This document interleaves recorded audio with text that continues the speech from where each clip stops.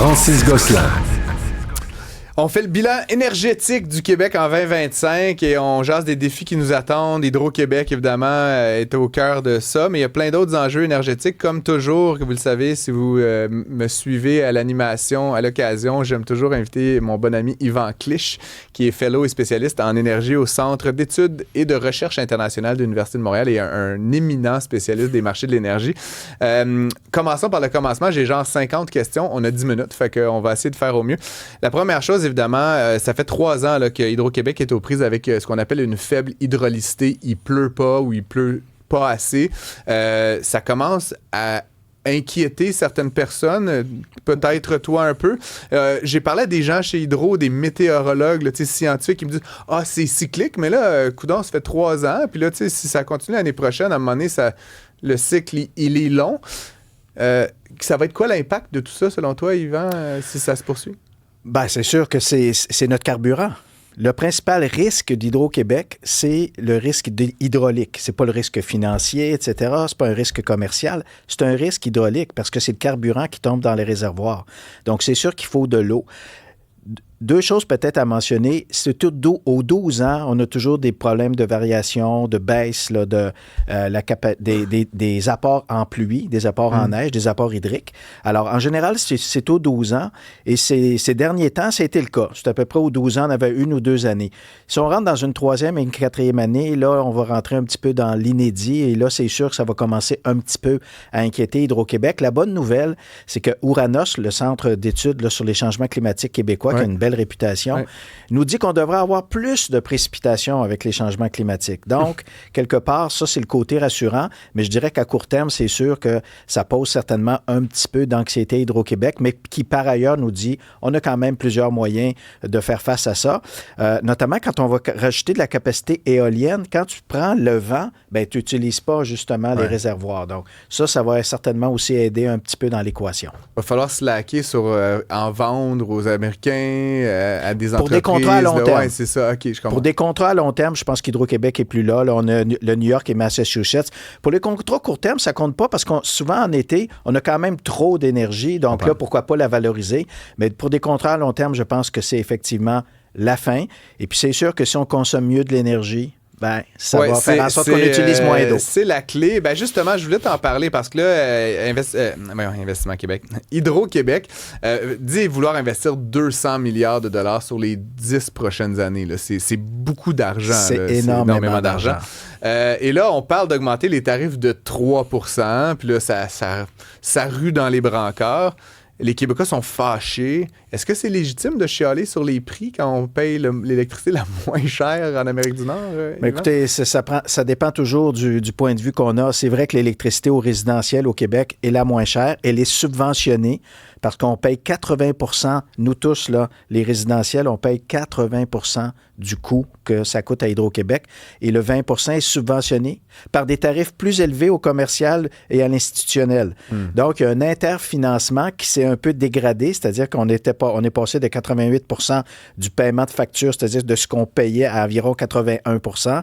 Donc là, je pense qu'on est dans une zone un petit peu critique. Alors, si on investit davantage au cours des prochaines années, c'est sûr que ça va faire une pression sur le tarif résidentiel. Donc, c'est clair que ce 3 % que M. Legault a instauré d'augmentation, de limite d'augmentation, quelque part économiquement, et tu es un économiste, en sais quelque chose, ça ne pourra pas tenir. Mais qu'est-ce que tu dis aux gens là, qui disent on n'arrive pas à joindre les deux bouts, la vie est chère, là, puis quasiment qui réclament la gratuité de l'énergie? À un moment donné, je sais pas, comme j'ai l'impression qu'on moralise les gens, qu'on se met là, comme dans nos postures d'économistes, mais il y a quand même des gens légitimement qui trouvent que l'énergie coûte cher au Québec, il fait froid, on est un peu obligé d'utiliser cette énergie-là, il n'y a pas tellement d'alternatives. C'est légitime parce que contrairement aux autres réseaux voisins, on a un caractère unique au Québec, on se chauffe à l'électricité, puis le chauffage, c'est plus que 50 % de la facture. On le voit cet hiver. Puis c'est pas élastique. Là. S'il fait froid, il faut que tu utilises ton électricité pour te chauffer. C'est une question de santé. Donc, c'est légitime là, comme prétention. Mais sauf que peut-être que quelque part, là, il y a un compromis à trouver justement dans le fait qu'on paye pas vraiment notre électricité chère. Si on augmente quand même un peu les prix, c'est clair qu'on va l'utiliser de manière plus judicieuse. Puis il y a également Hydro-Québec qui doit nous donner les moyens, les outils de consommer moins. Alors, il devrait y avoir au cours des prochaines années, en plus du programme e-Load, qui est une application, différents moyens qui vous devraient permettre à la clientèle résidentielle... Les panneaux solaires... subventions aux panneaux solaires, différents programmes d'efficacité énergétique pour déplacer notre consommation en période de pointe, rabais, etc.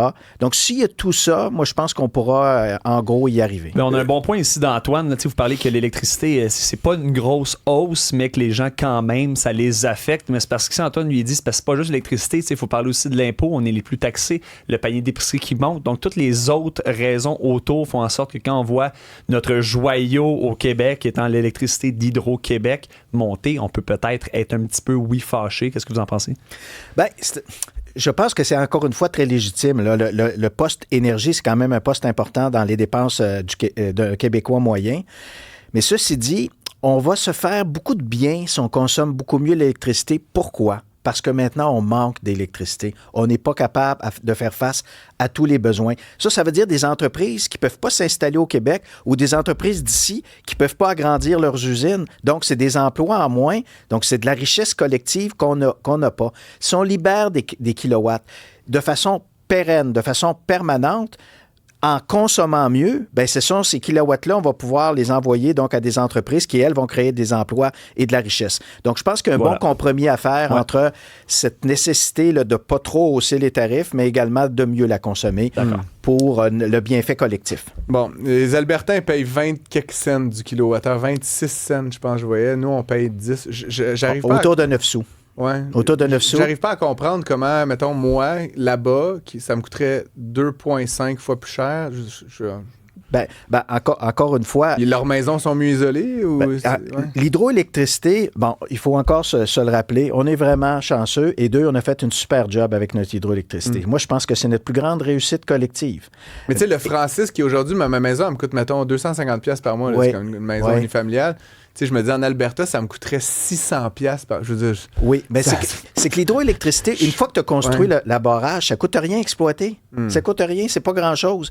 Il y a presque... Si tu prends du nucléaire, ça coûte très cher le kilowattheure. En hydroélectricité, une fois que ton équipement est construit, ça coûte quasiment rien. Mais ma question, c'est du point de vue du ménage. Comment tu vis à 26 cents le kilowattheure? Le monde, ils mettent ça à 16 dans la maison? Ben, écoutez, c'est une bonne question. Je sais pas c'est quoi ta facture à toi, mais multipliée par 3.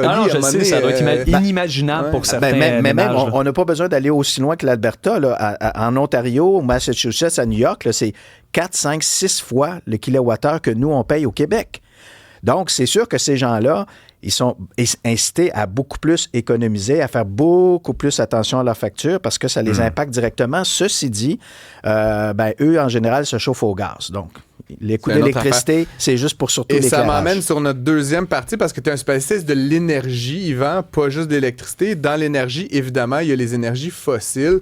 On n'aura pas le temps de faire la demi-heure que j'aurais voulu faire avec toi, mais il y a quand même ça, particulier en 2025, le prix du baril de pétrole a vraiment fortement diminué. Là. On est rendu, je regardais ce matin, à 55$ le baril de West Texas. Il était à 80 quelques en début d'année. Il a été au-dessus de 100$ pendant la pandémie.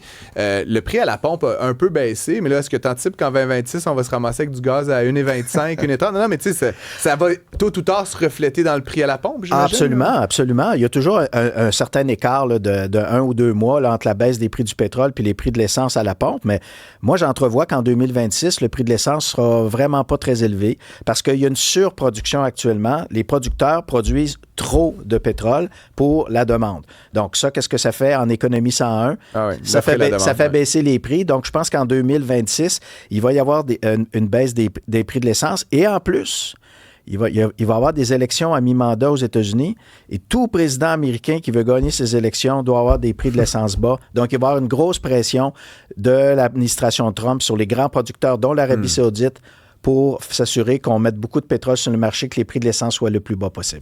Il y a quand même une carte intéressante là-dessus. Les États-Unis sont peut-être sur le point là, d'entrer en conflit ouvert avec le Venezuela, qui est quand même un gros... En fait, je pense que c'est les plus grosses réserves Ce sont les plus grosses, oui. Je suis surpris, parce que là, on bombarde des bateaux, il y a toutes sortes d'affaires. les marchés sont pas très nerveux, mais si demain matin, il y avait un conflit puis qu'il y avait une interruption de production au Venezuela, est-ce que ça pourrait faire augmenter le prix du baril oui, spontanément? Il y a déjà eu une petite hausse là, ces dernières 24 heures. Ceci dit, à long terme, encore une fois, on est en surproduction et le Venezuela produisait 3,5 millions de barils de pétrole par jour il y a quelques années, rendu à moins d'1 million. Son principal client, c'est la Chine. Il y a un seul client ou à peu près. Il y a aussi Cuba.